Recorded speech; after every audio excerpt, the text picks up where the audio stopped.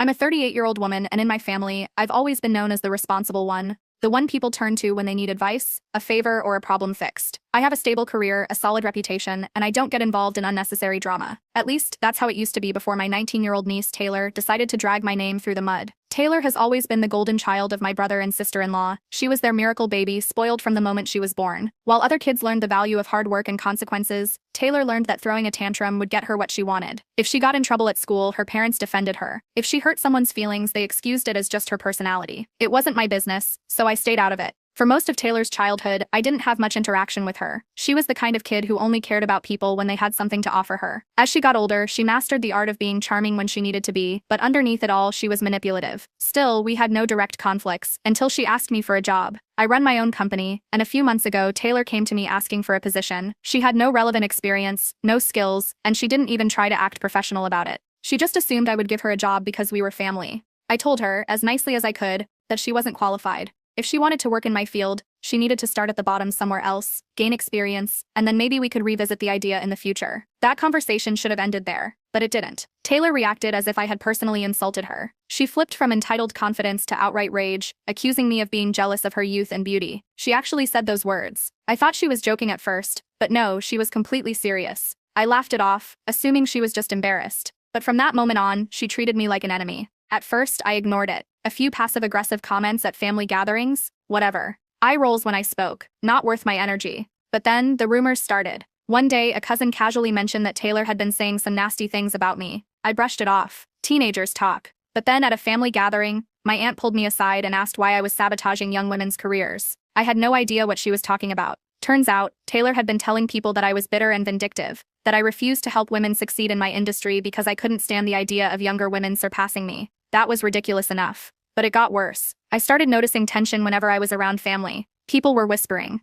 Conversations got quiet when I entered the room. And then, the final straw, my own boss, who is also a longtime family friend, asked to speak with me privately. He looked uncomfortable, almost hesitant, before finally saying, "I've been hearing some things about your behavior, and I just wanted to check in." I felt sick. This wasn't just family gossip anymore. Taylor's lies had made their way into my professional life. I asked him what, exactly, he had heard. He was hesitant to get into details, but eventually, he admitted that someone had been spreading rumors about me being cruel to younger women in my field, that I had a history of blocking opportunities for ambitious young women, especially if they were attractive, that I had even blacklisted someone unnamed, from getting jobs in my industry. It hit me all at once. Taylor wasn't just venting or exaggerating in casual conversations. She was deliberately trying to destroy my reputation. And worse, people were believing her. I was furious, but more than that, I was in shock. Who does something like this? I had given her a perfectly reasonable answer when she asked for a job. I hadn't done anything cruel or unfair to her, but somehow she had twisted reality into a version where I was a jealous, bitter old woman trying to ruin her life.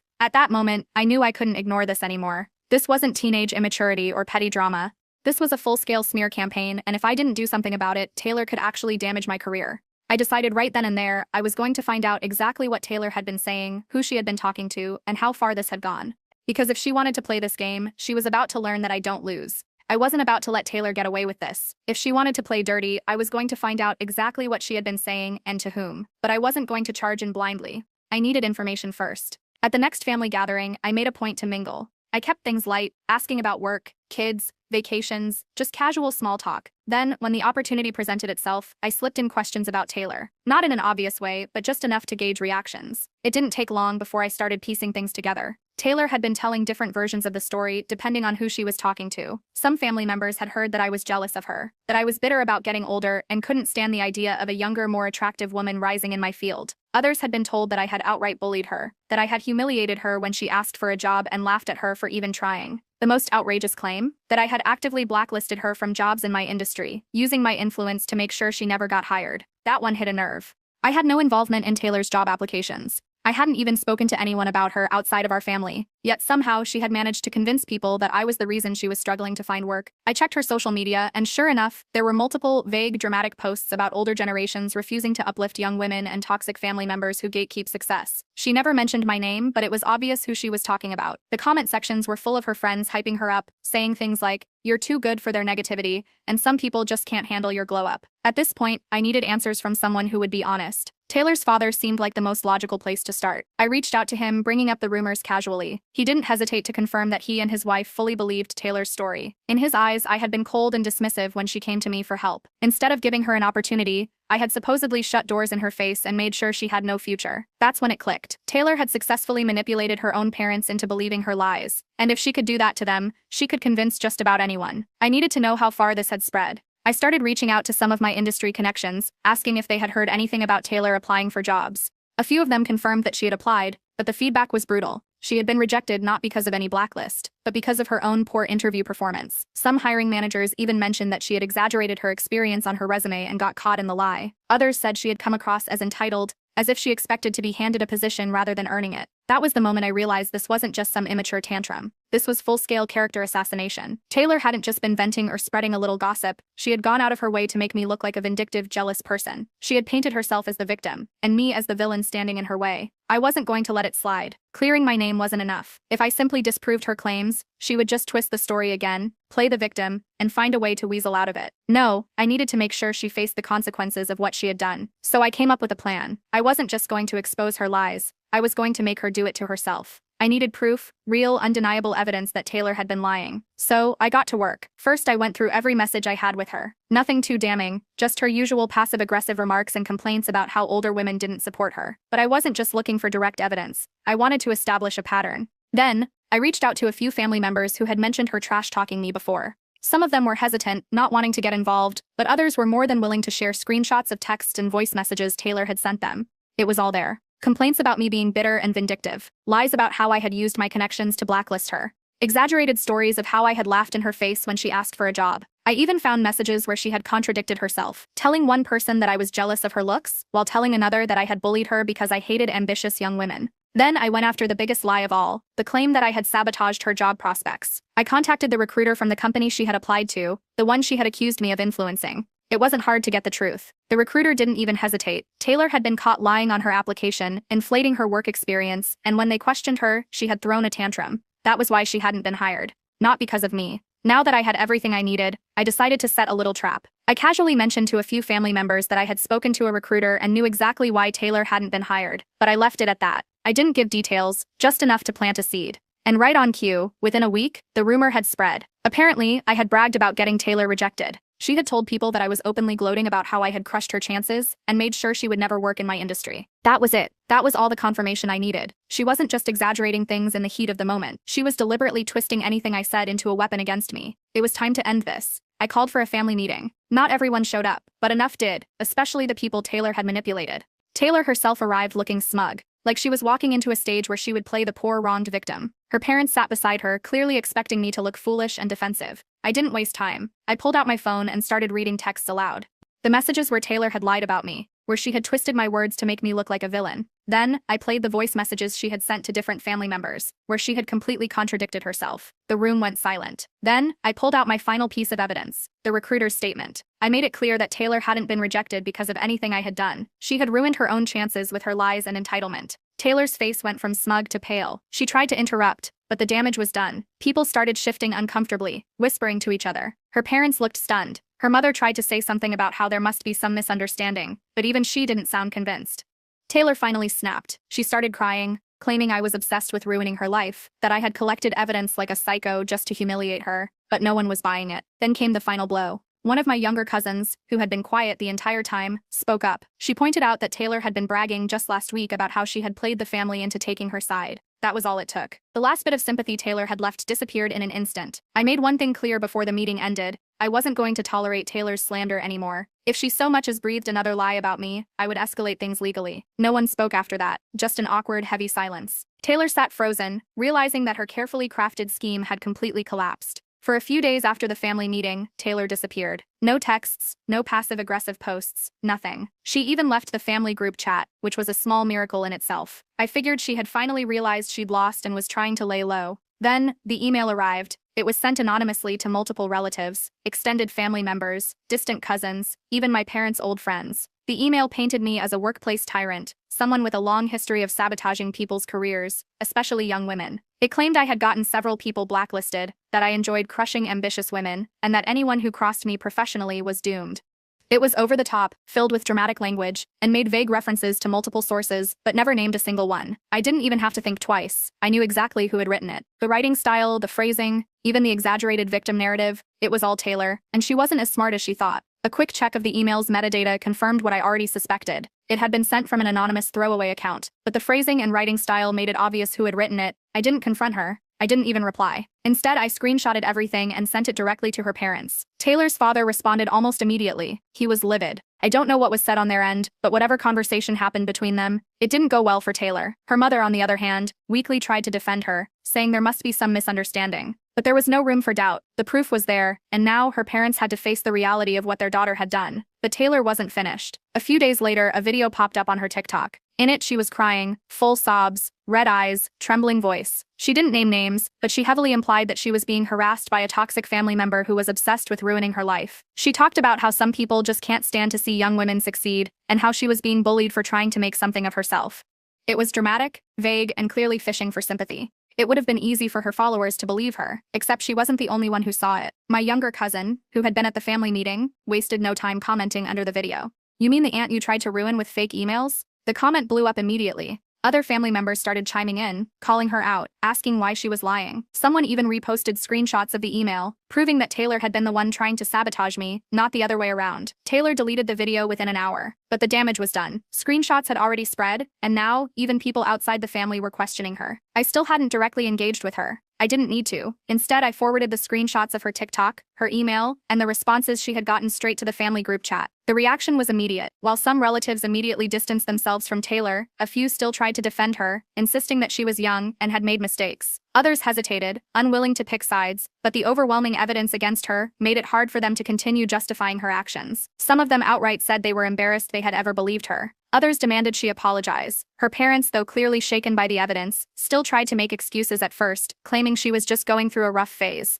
But as more proof surfaced, even they had to admit that she had taken things too far. Taylor must have realized she was losing control of the situation, but instead of backing down, she escalated again. She started blocking family members left and right, first the ones who had called her out, then anyone who had stayed silent. It was like she thought if she cut off enough people, she could pretend none of this had ever happened. But at this point, there was no coming back from it. Taylor wasn't done yet. After the failed email stunt and her disastrous TikTok meltdown, she switched strategies. Instead of attacking me directly, she started playing the victim. She went to various family members, spinning a new sob story, how she was being bullied by me, how I was turning everyone against her, and how I had ruined her reputation. At first, some of the older relatives were sympathetic. They didn't know the full story, just that there had been a family argument and now Taylor was in distress. A few of them reached out to me, hinting that maybe I had gone too far. I didn't respond. There was no point in explaining myself anymore. I had proof of everything, and I knew Taylor couldn't resist making things worse for herself. And right on cue, a week later, a letter arrived in the mail. It was a cease and desist order. At least, that's what Taylor wanted it to be. The letter was typed, but the formatting was completely wrong.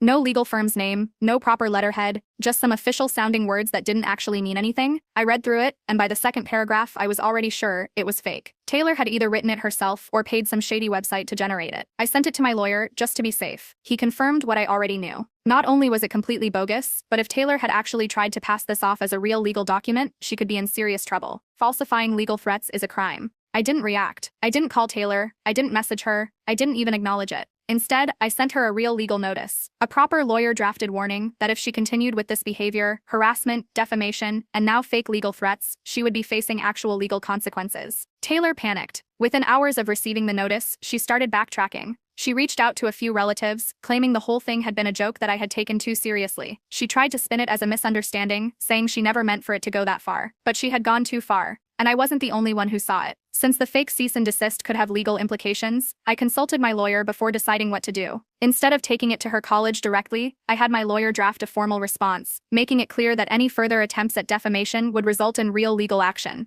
It didn't take long before Taylor was called in for a disciplinary hearing. Universities take legal fraud very seriously, and she had just handed them undeniable proof that she was willing to falsify documents. Her parents were finally forced to acknowledge the mess she had created. Up until this point, they had made excuses for her, convinced themselves that she was just being dramatic. But when Taylor's college got involved, they had no choice but to face reality. Taylor went silent. No more social media posts. No more dramatic stories. She disappeared from family events, stopped answering messages, and completely cut off contact with anyone who had called her out. Her parents, now fully realizing how deep she had dug herself into this hole, tried to smooth things over. They privately reached out to some family members, trying to do damage control, but no one was buying it. Everyone had seen what happened. No amount of excuse-making could change that. With Taylor out of the picture, things settled down. I got back to my life, my work, and everything I had put on hold while dealing with her nonsense. But I knew this wasn't over. Taylor had lost, but people like her never just accept consequences. They always come back for one last desperate move. And when she did, I would be ready. A few weeks passed without a single word from Taylor. No social media updates, no dramatic family messages, nothing. It was as if she had vanished. Then I got a call. Taylor had received a disciplinary warning from her college, not full probation, but enough to make her realize that her actions had consequences. The fake cease and desist letter had triggered an official review by her college, and when they looked into her conduct, they found other red flags, missed assignments, poor attendance, and even complaints from professors about her behavior. Her parents, once so sure she would graduate and land a prestigious job, were devastated. But that wasn't all. Somehow, Taylor's past behavior had finally caught up to her in other ways. A few of her former friends, people who had once blindly supported her, had turned against her. Apparently, Taylor had been lying about more than just me. Someone leaked messages where she had trash-talked the very same friends who had defended her online. The betrayal was too much for them, and one by one they started cutting her off. Then came the worst blow for Taylor. Her own family was turning on her. More leaked messages surfaced, this time exposing how Taylor had insulted her parents behind their backs. In one, she complained about how her father was too dumb to understand the modern job market. In another, she mocked her mother for being pathetic and gullible. These messages made their way back to her parents. Her father, clearly torn, told her that until she showed real remorse and took responsibility for her actions, he would no longer be financially supporting her. Her mother, though reluctant, finally agreed that Taylor needed to learn consequences. No more tuition payments, no more allowance, no more covering for her mistakes. Taylor, who had never worked a real job in her life, suddenly found herself scrambling. And that's when she made one last attempt to reach out to me. Out of nowhere, I got a message from her. No apology, no acknowledgement of everything that had happened, just a casual "Hey, how have you been?" As if we were old friends. I ignored it. She tried again, sending another message about how she wanted to talk things out. I left that one unanswered too. Then she switched tactics. She made a public post online, a long, dramatic apology about how she had made mistakes and how she had let the wrong influences guide her. She never mentioned my name directly, but everyone knew who she was talking about. No one bought it. The same family members who had once defended her were now openly mocking her. The comments under her post ranged from sarcastic to outright brutal. Some reminded her of the lies she had spread. Others pointed out that she wasn't actually apologizing, just trying to save face. Embarrassed, she deleted the post within hours. And from that point on, Taylor faded into obscurity. I heard bits and pieces through the family. She was struggling to find a decent job, working a low-paying retail gig just to cover her basic expenses. She had moved in with a friend after her parents refused to keep supporting her. She lost many of her close friends who felt betrayed, though a few still clung to the belief that she had been misunderstood. Meanwhile, I moved forward with my life. My reputation was intact, my career was thriving, and I didn't have to waste another second dealing with Taylor's nonsense. She had spent so much time trying to destroy me that she had ended up destroying herself. Months passed, and life finally settled back into normalcy. Taylor was nothing more than a past inconvenience. No more drama, no more fake accusations, no more desperate attempts to ruin my reputation. The family had moved on, my career was thriving, and my days were no longer interrupted by her nonsense. Then, out of the blue, I got a call from an unknown number. I usually ignore calls like that, but something told me to pick this one up. The moment I answered, I heard a familiar voice. It was Taylor. She launched straight into a sob story. She was broke. She had no support. Her friends had abandoned her. Her parents had turned their backs on her. She was struggling to keep up with rent, and she had no idea what to do next. I didn't respond. I had heard this act before. The same voice, the same exaggerated desperation. It was textbook manipulation. The same tactic she had used on everyone else for years. When silence didn't work, she quickly switched strategies. She started talking about how she wanted to rebuild our relationship, how family should stick together. Then, as if nothing had ever happened, she asked if I could help her find a job. That was when I laughed. Taylor, in a last-ditch effort to smooth things over, reached out to me.